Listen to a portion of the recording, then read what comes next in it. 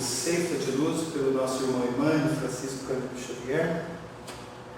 E o título de hoje é Alterações na Fé.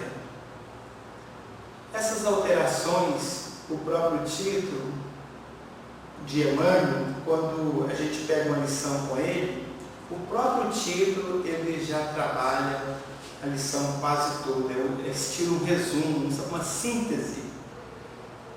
Alterações na fé, nós sabemos que são as nossas vacilações, as nossas inseguranças, ou a nossa firmeza de propósito. E nós mantemos aí oscilantes. Até lembramos uma passagem bíblica em que, questionado sobre a fé, o Cristo pergunta se tinha fé, e ele diz: tenho, Senhor, mas ajuda-me na minha incredulidade.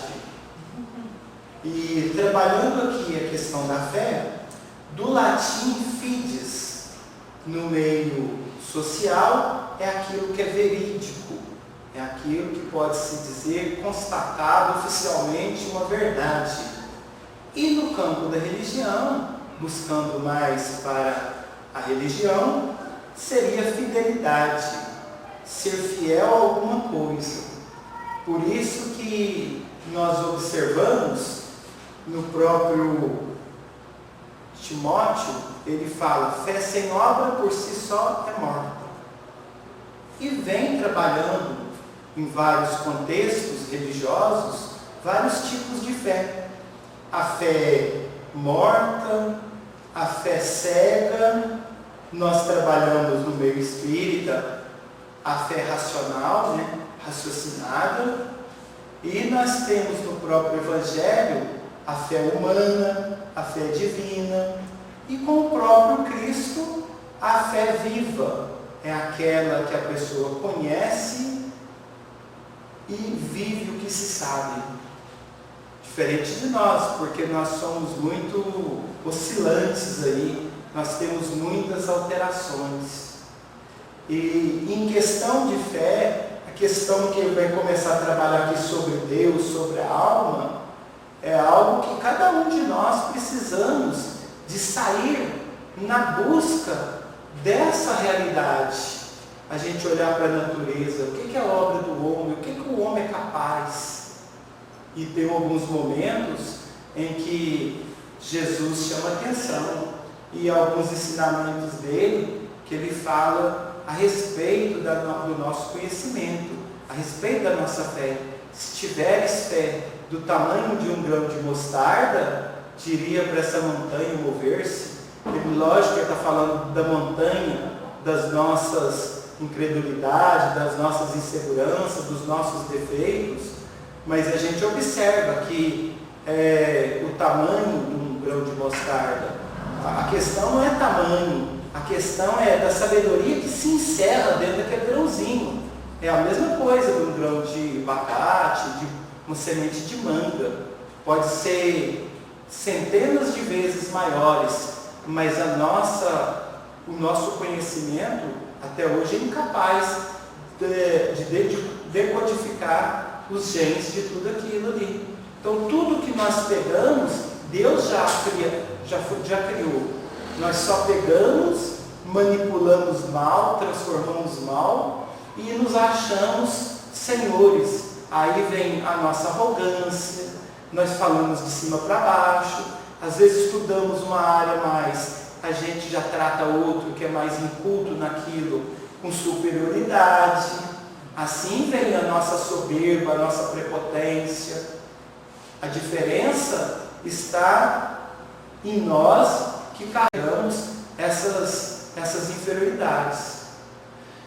E ele trabalha aqui a questão bíblica, está em Romanos capítulo 12, verso 21, que é de Paulo.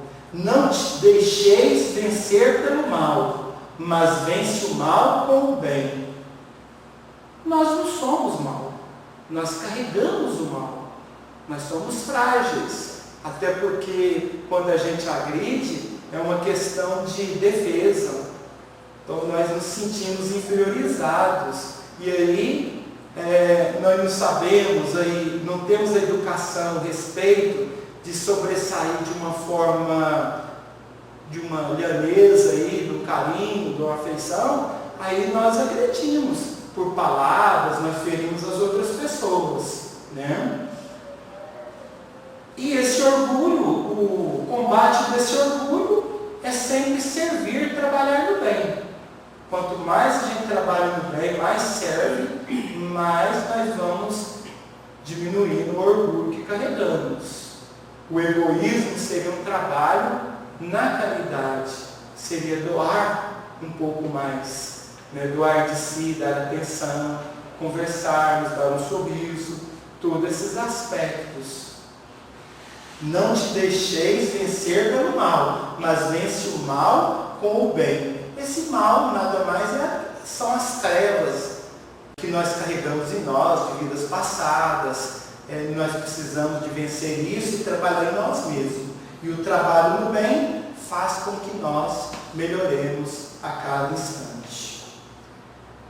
O comentário de Emmanuel, ante as questões de vivência no cotidiano, se consegues manter a fé em Deus e na imortalidade da alma, acima dos obstáculos em que se nos apuram as faculdades no campo da vida.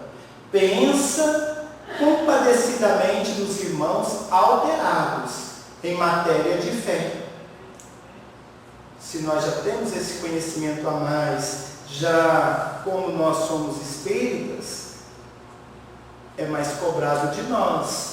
Nós já temos uma certeza de Deus e da sobrevivência da alma, até porque os médiuns têm determinadas comprovações maiores, porque ouvem, sentem a presença, veem os espíritos, e isso quer dizer, são instrumentos a mais para ele trabalhar. Não é um privilégio. A gente sabe que o médium errou desastrosamente em outras vidas e ganha essas faculdades aí não por merecimento, mas por misericórdia divina. E um instrumento a mais para ele trabalhar e tirar os atrasos, para poder evoluir, ajudar e cooperar mais. Especialmente naqueles que não puderem suportar o clima de trabalho e burilamento, em que te encontras e que se bandearam não só para a indiferença, mas também para a negação. Olha, a pessoa já estuda, já tem um determinado conceito, uma determinada realidade, como as coisas para ele não dão bem, e ali ele fica insatisfeito, ele já começa a duvidar da existência de Deus, que não está sendo ajudado, começa ali a ficar insatisfeito. Quantos, porque não tiveram a comunicação de um parente, de um pai, de uma mãe, e aí abandonaram a religião, ou porque queriam algo a mais, e a espiritualidade não faz barganha, não é daquela forma, Deus, se você fizer isso para mim, se eu conseguir isso, eu dou tantas cestas para as instituições, levo lá na vila, porque a gente é comerciante, e aí a gente ainda está naquela ideia fixa do passado, das oferendas, das barganhas religiosas. Isso está em nós, isso é inato de outras reencarnações, principalmente quando passamos aí por algumas religiões ortodoxas.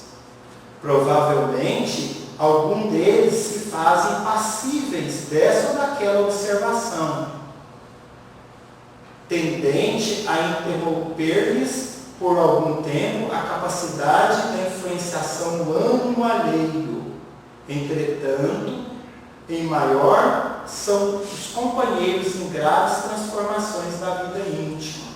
Todos nós somos vulneráveis, temos as dificuldades, por isso que Deus conta com o homem para ajudar o próprio homem. E nós aí passamos de forma beneficiadas pela divindade para estarmos aí contagiante, ajudar uns aos outros. E um dos atributos de Deus é a humildade, porque Ele não se mostra e nós temos que buscá-lo. E Ele está o tempo todo conosco, nos amparando, intuindo. Nós estamos para Deus como os peixes estão para o mar. Nós estamos mergulhados no teu hálito divino. Esse terá visto crises e tribulação no instituto doméstico e se vê traumatizado como quem se vê à beira do colapso nervoso.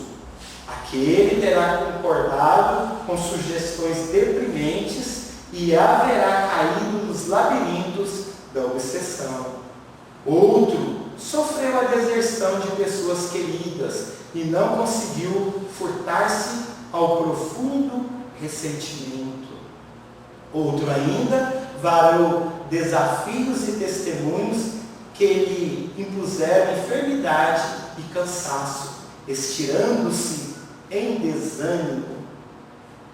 E outros muitos terão aguardado compensações materiais e remunerações afetivas que o intercâmbio espiritual não lhes poderia oferecer e arrojaram-se à beira ou ao desalento. Viu que é só uma questão de tomar lá da cá, de permutar com Deus ou com a divindade? Mas tudo isso devido às nossas ilusões. Mas o Espiritismo nos mostra a razão para que a gente corrija isso e trabalhe a fé raciocinada. Nós tenhamos lucidez, convicção do que estamos fazendo. É como nós estamos aqui. Sou espírita? Conheço o Espiritismo? Não. Então, como que eu não conheço, eu deveria conhecer, porque eu tenho que saber o que eu estou comungando. Em qualquer religião que a gente for, a gente tem que saber ali as bases daquela religião para comungar o que ali oferece, o que ali tem.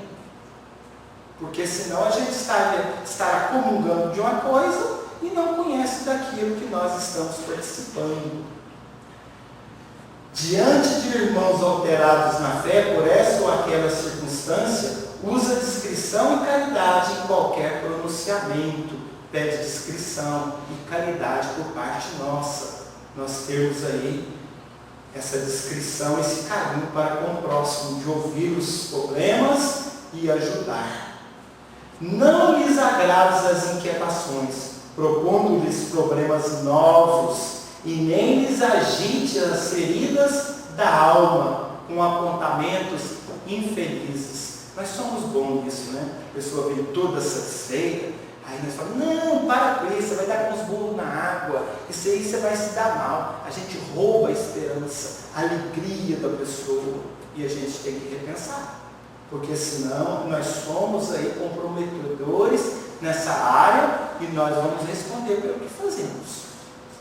Quando possível, entregue-lhes o pão do otimismo e a luz da esperança, sem reproches desnecessários, ao reguer-lhes a confiança, reconhecendo que a divina providência, com justiça e misericórdia, vela por nós todos, e que os companheiros de Jesus são por eles chamados para construir e reconstruir todos nós.